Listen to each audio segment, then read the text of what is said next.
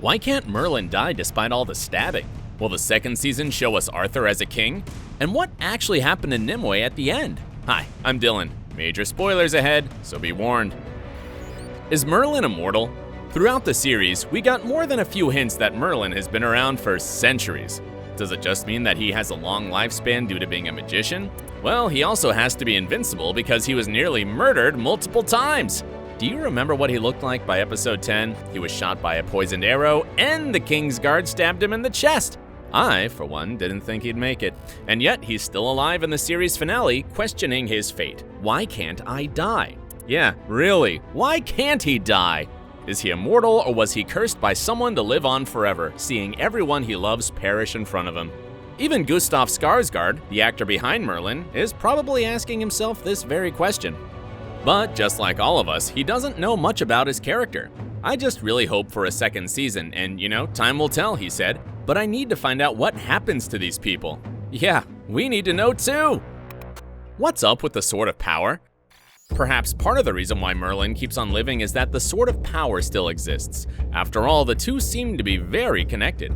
The sword somehow even ended up inside Merlin's body, and when Lenore, Nimue's mother, removed it, the magician lost his power. It raises an essential question about the sword. How on earth did it get in there? Although Merlin and Lenore spend quite a lot of time together and even conceived a child, he never spoke to her about it. The only thing we know is that the sword was his, and it wasn't an enemy who placed it in his body. Does that mean that he did it himself to hide the greatest weapon of all from someone? But even if you decide that this question doesn't need an answer, there are so many other things we don't know about the sword. To be honest, we know too little about it, given how much importance it has in Cursed. Who forged it, and how? Why does Merlin's magic depend on it? And above all, why does it remind us of the One Ring from the Lord of the Rings, making its wielder behave so bizarrely? Why is Uther we? One of the oddest things about this character is the way he expressed his opinions and thoughts. It almost appeared like Uther's weird habit meant that he was possessed by something or someone else. But it didn't seem to be a big deal for his subjects, guards, or his mother because none of them ever reacted to it. And in fact, it really wasn't a big deal at all. For England at that time, and for many other countries, it wasn't uncommon for a monarch to refer to themselves in the plural. It's called the royal we, or majestic plural. I know it sounds somewhat pretentious, but even popes use this kind of pronoun in formal speech. So sure, the way King Uther Pendragon referred to himself as we sounded weird to us, people living in the non-monarch times, but for those in the Arthurian times, it was quite common. Who is Sister Iris? I know, Cursed had the Weeping Monk, Father Cardan, and some other powerful antagonists, but this young girl was probably the most terrifying enemy of the Wolf-Blood Witch. Something was off about her from her very first appearance in the series. Remember how she said that she had a way of spotting demons? I stare at them until I see through their faces to their real faces, she stated. It was clear right away that Nimue and Iris wouldn't become friends, but would you have ever thought she would dare to burn down the abbey, kill all her sisters, and eventually murder the Fae Queen? And still, there was more to Iris's character than meets the eye. A few times, we could see her internal conflict. She even resorted to punishing herself for not killing Nimue when she had the chance. Does this mean that there was a part of her that didn't want to do it? Will this inner conflict reappear in the second season? And is it possible that she'll eventually realize that what she did was wrong? If it happens, it'll mirror the story of the next character we're gonna talk about. What happened in Lancelot's past? Now, this was something no one expected. I, for one, thought that the Weeping Monk would die protecting Squirrel in the finale. But not only did he survive, he also revealed himself as Lancelot, whom you might remember as the most famous of King Arthur's knights and his greatest companion. Surprisingly, the Weeping Monk is Fae, and Father Cardan took him under his care as a child because he could sense his kind. As a result, he turned into his adopted father's skilled assassin. The character's unbelievable twist was one of the main reasons why Daniel Sharman agreed to play him. My interpretation of these stories was always this very stereotypical version of Arthurian legend, and to have that subverted was really cool, the actor said. But despite the big reveal, Lancelot's past remains shrouded in mystery. How old was he when Father Cardan adopted him? And why did he believe the weird red-clad man talking about godly virtues and killing everyone who dared to oppose him? And why did the thought of torturing and murdering the little boy make Lancelot change his mind? Did he see himself in Squirrel? Hopefully, the second season will show us more of his backstory. Who is the widow, and what's next for Morgana?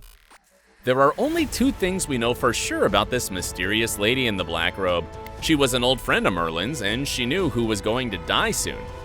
But who was the widow really? A magician, a certain kind of fae, or death itself? In an even more mysterious turn, the final episode showed us that Morgana somehow killed her and became the new widow. Even Morgana herself wasn't sure how it happened. Does this mean that the widow we saw in Cursed wasn't the first one to take this job, so to say? How many widows have there been? And what does this all mean for Morgana? Her girlfriend Spirit repeatedly told her that she was destined to become the most powerful sorceress of all time. And the Arthurian legend tells us that she was right, as Morgana was an enchantress in the lore. Is that how she became one? What new powers will she acquire, and how will it all change her? And given that she escaped with Merlin at the end, it's natural to assume that they'll remain together, at least for a while. Maybe Merlin will even teach Morgana how to use her newly acquired magic. How will Arthur become a king? The show writers changed so much about the original legends that sometimes the series was hard to follow, even for Arthurian lore fans. The most significant change was probably the life of Arthur. In the lore, he's the son of Uther Pendragon and the chosen one who can wield the Sword of Power known as Excalibur. And although there are many legends about King Arthur, none of them show him in a romantic relationship with Nimue. Devon Terrel, the actor behind Arthur in Cursed, liked the changes very much. For me, it's a really nice way to find this character within Nimue's story, he said, because we're not having to see the leader from day one. We're seeing him grow as a man. We're seeing him fall in love, his relationship with his family.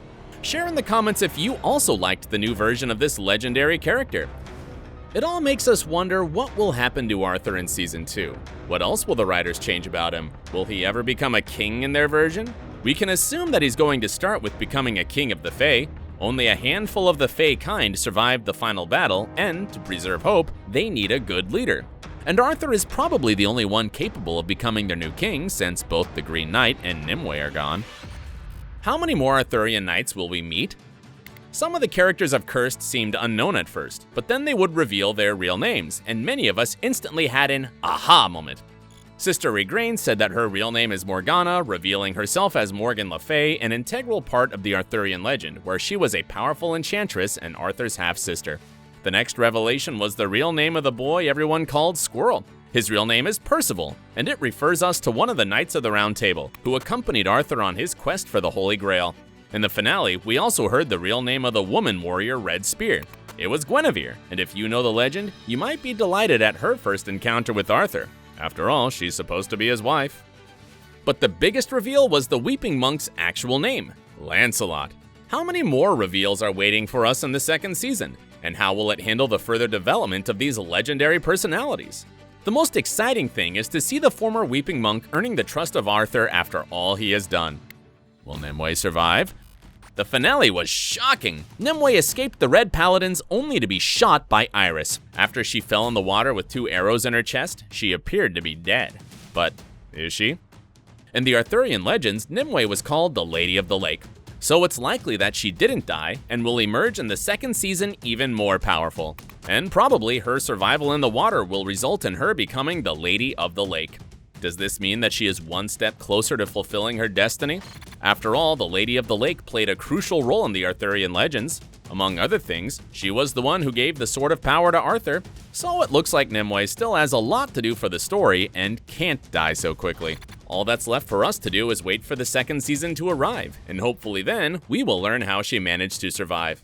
It all leads us to the final question. Will there be a season 2? What we saw in the first season was likely the start of Nimue's journey to becoming the Lady of the Lake and Arthur's journey to becoming the king. But we're yet to see if I'm right. Until now, we still don't know whether Cursed is going to be renewed for another season. But considering the first season's success on Netflix and its cliffhanger ending, it's very likely that in a month or so, the showrunners will announce another season. If it happens, we can expect the second season to come out in summer 2021. Provided the pandemic or any other unexpected situation doesn't delay filming. And we can also be sure that Katherine Langford will return as Nimue, because she loved playing that character and thinks it's important to show such a strong female lead. We've always been heroes as women. I just don't think we've been recognized as heroes, she commented. Don't you agree with her? What do you think about Cursed? Do you have any answers to any of the questions in this video? Share in the comments. Don't forget to subscribe to our channel and stay awesome. Thanks for watching.